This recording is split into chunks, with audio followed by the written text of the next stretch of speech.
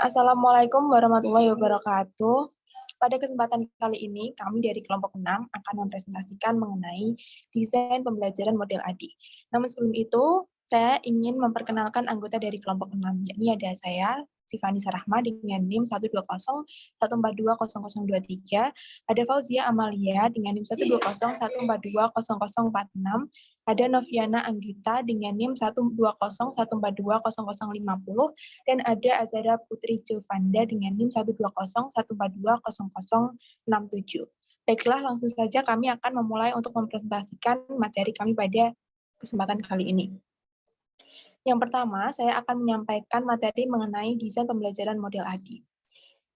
Nah, pada topik pembahasan desain pembelajaran model ADI, kami memaparkan bahwa desain pembelajaran model ADI adalah salah satu desain pembelajaran yang berorientasi sistem, yakni sebuah desain yang menghasilkan sistem pembelajaran yang mencakup seluruh komponen pembelajaran.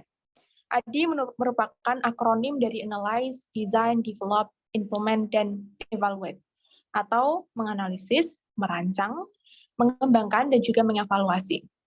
Model ADI, model pengembangan ADI merupakan model desain pembelajaran yang berlandaskan pada pendekatan sistem yang efektif dan juga efisien serta prosesnya yang bersifat interaktif, yakni evaluasi setiap fase dapat membawa pengembangan pembelajaran ke fase selanjutnya.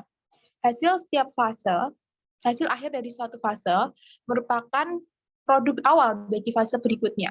Model ini terdiri dari 5 fase atau tahap utama, yaitu analyze atau analisis, design atau desain, develop atau pengembangan, implement atau implementasi, dan juga evaluate atau evaluasi.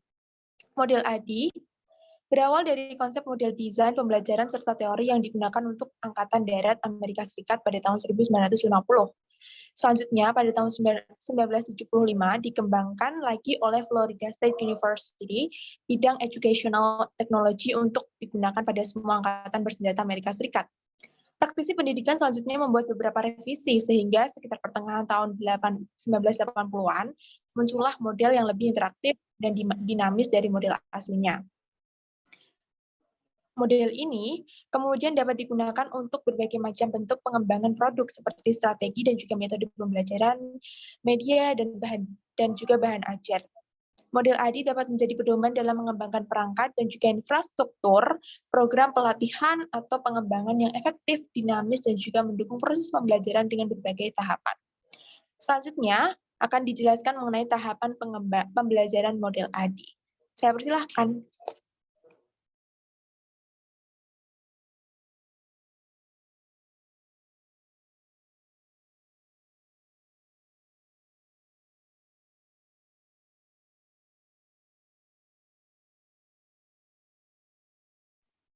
Baik, yang selanjutnya ada tahap pembelajaran model ADI.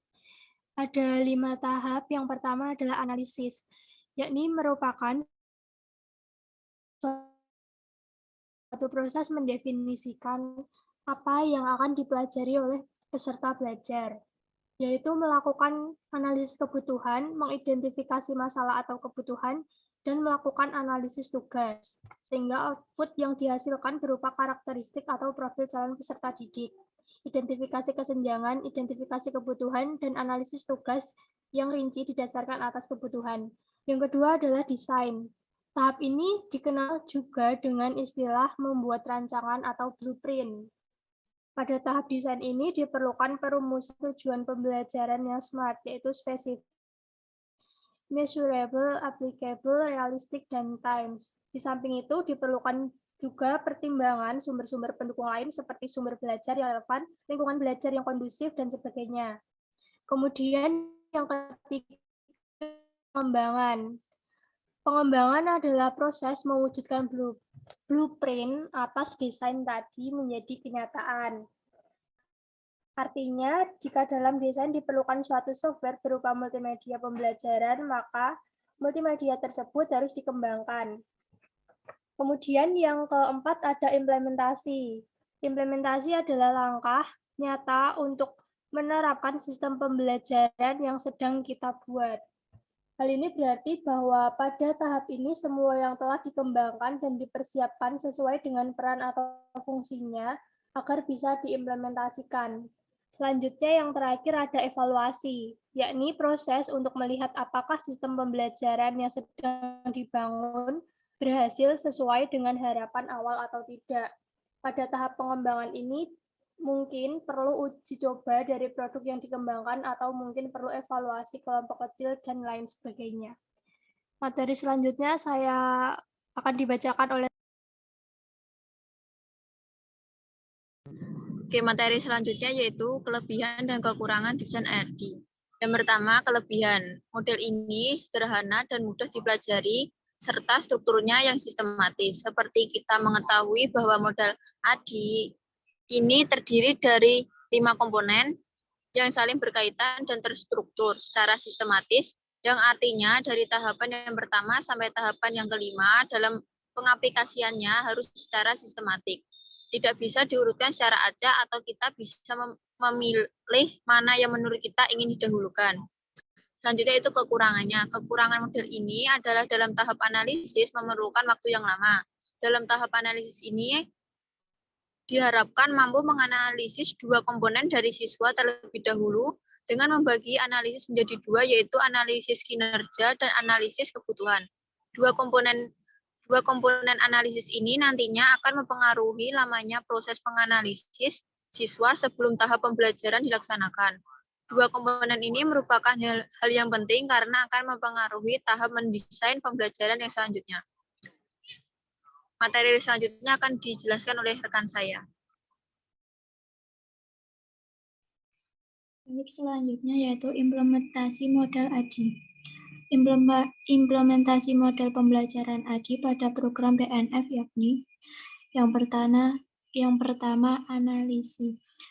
Pada tahap ini dilakukan analisa tentang beberapa hal yang perlu diketahui sebelum kegiatan pelatihan dilakukan, seperti tujuan penyelenggaraan training, siapa peserta, dan apa yang menjadi kebutuhan peserta training terkait dengan materi, metode, teknik pembelajaran, dan lain-lain.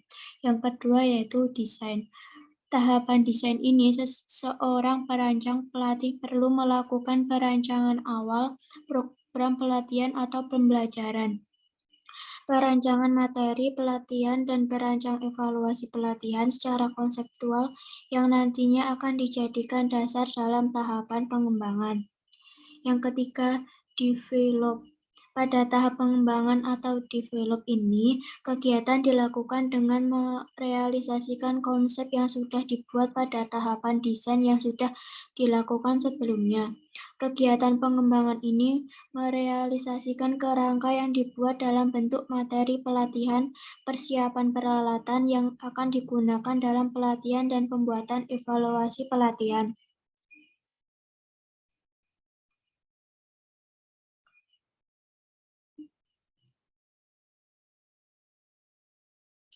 Yang keempat, implement.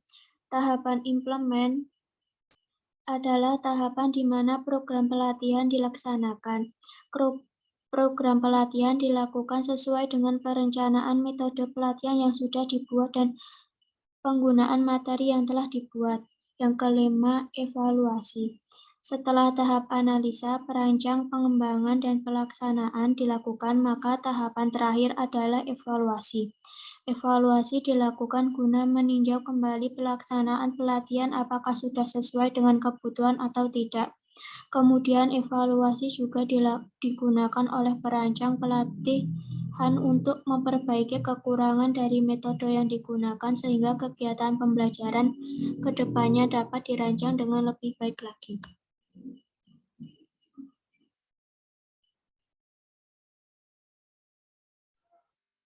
Baik, sekian presentasi dari kelompok kami. Saya mewakili seluruh anggota kelompok 6. Memohon maaf atas kendala yang terjadi selama presentasi. Wabillahi taufik wal hidayah. Wassalamualaikum warahmatullahi wabarakatuh.